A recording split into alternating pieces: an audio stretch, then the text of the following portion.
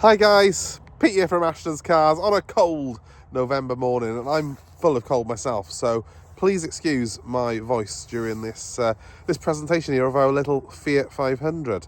I picked this car up on Friday actually, just gone during Storm Claudia.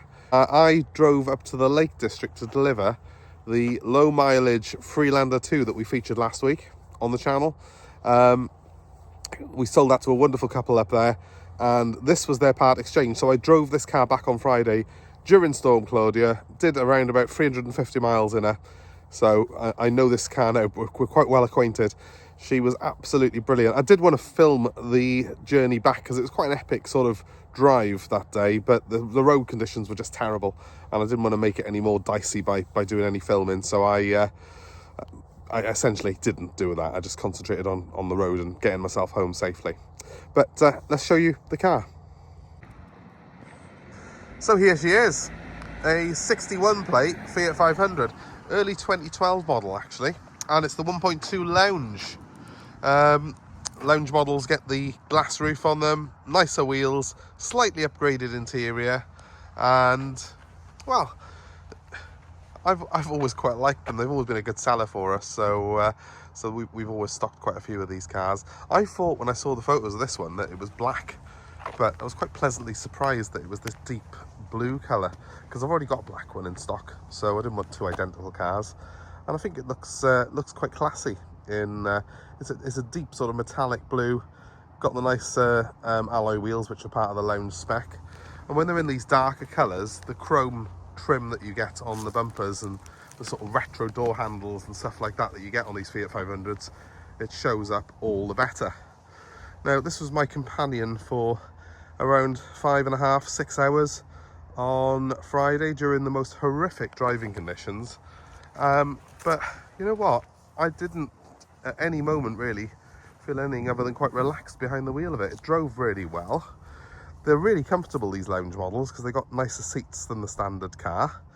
And apart from the fact that the rain was just horrendous, you know, the car just performed brilliantly. So considering it was such a small car, I wasn't really relishing the journey, I've got to be honest.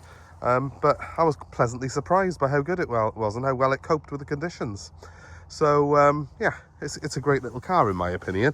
Obviously it's going to be going up for sale with us.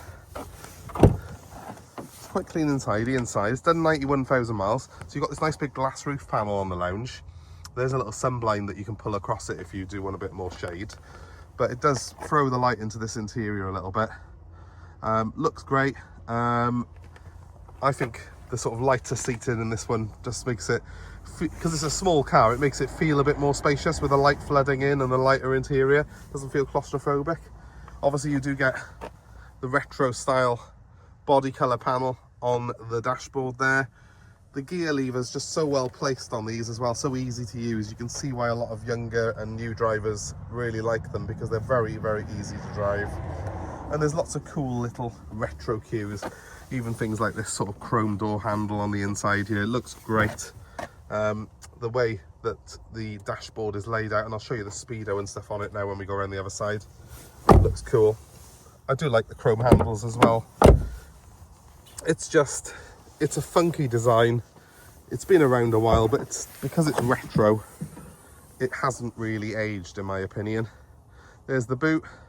It's a very similar car to the Ford Ka. The Ford Ka second generation is based on the Fiat 500, but I do prefer the Fiat, just in my opinion, because of the retro styling. It hasn't really aged like the Ka, so it still looks quite cool today.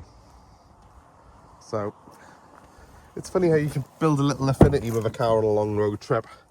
I was just really glad to get home safe that day, to be honest with you. But I must be honest, I really was quite shocked at how well this little car performed. Driving up there in the Land Rover was obviously no problem at all. It's designed to do sort of big journeys. It had cruise control, it had all the gubbings on it. But the little 500 obviously is a city car really. It's not designed to be driven for that distance, and certainly not in those horrific conditions that I had on Friday. But you know, this one was great. I'll just jump in behind the wheel and show you how everything works in here. So I'm sat in the car now. I'm a bigger guy and it's actually pretty comfortable in here. Surprising how much room there is. I've got plenty of shoulder room, plenty of headroom, and the seat's very comfortable. These seats are very well bolstered. They're nice and comfy. They're kind of fairly soft, but supportive enough through the corners in the car. So it's a nice combination of comfort and support for your back. I got out of the car after 5.5, 6 hours with no backache, no pains. The driving position I found very good.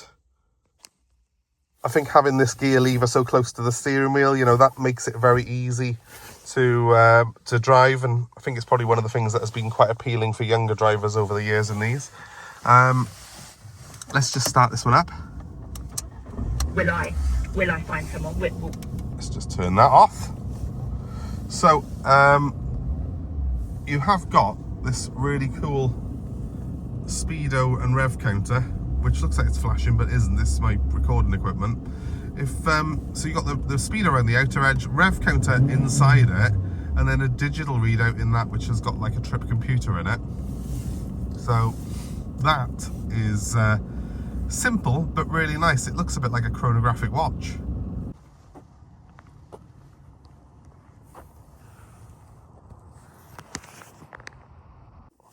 To the centre of the car, we have got the heating controls. They're really straightforward, nice turny dials, nice and chunky, so easy to look at and easy to get very familiar with.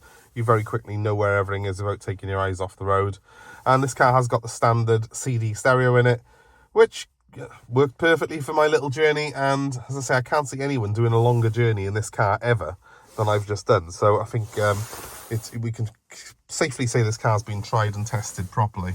I've got a load of manuals there in the shelf. There's no glove box in a Fiat 500. You just get this shelf underneath. But I've got the manuals there with some service history, which we'll put up on the advert. And if you want to look at the advert for this car, have a look in the description of the video. It'll give you all the text and tell you exactly what's needed.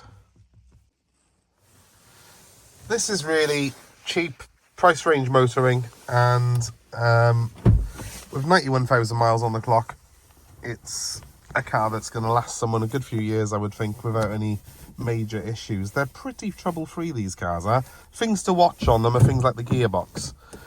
Just make sure that all the gears do change smoothly, and that there's no sort of notchiness or any sort of nasty synchro crunches when you're doing that, because I have had it before that the gearbox has failed on them. Also, just make sure that the clutch is good on the car. This one's all perfect.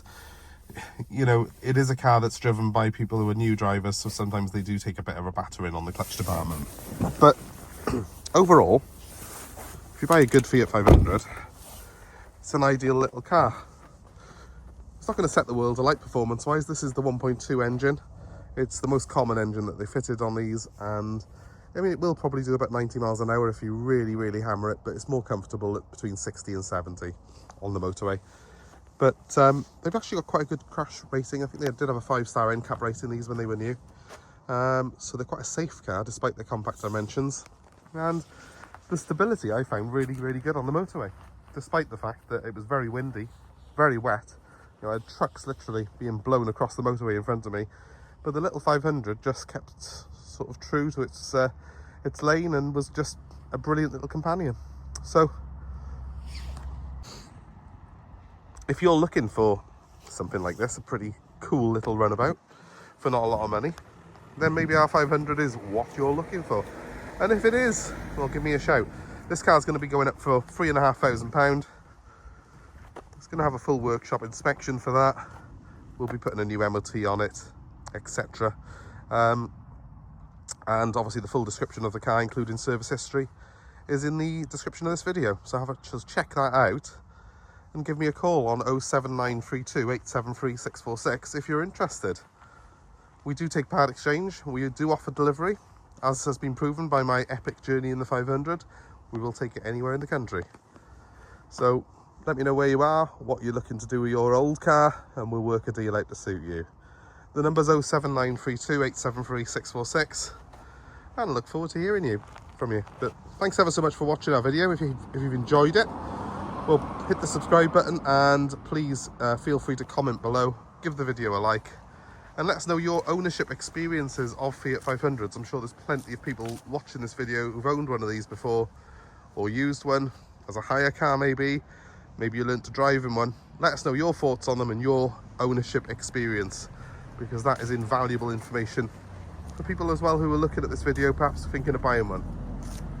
Thanks ever so much for watching though. Have a great day wherever you are.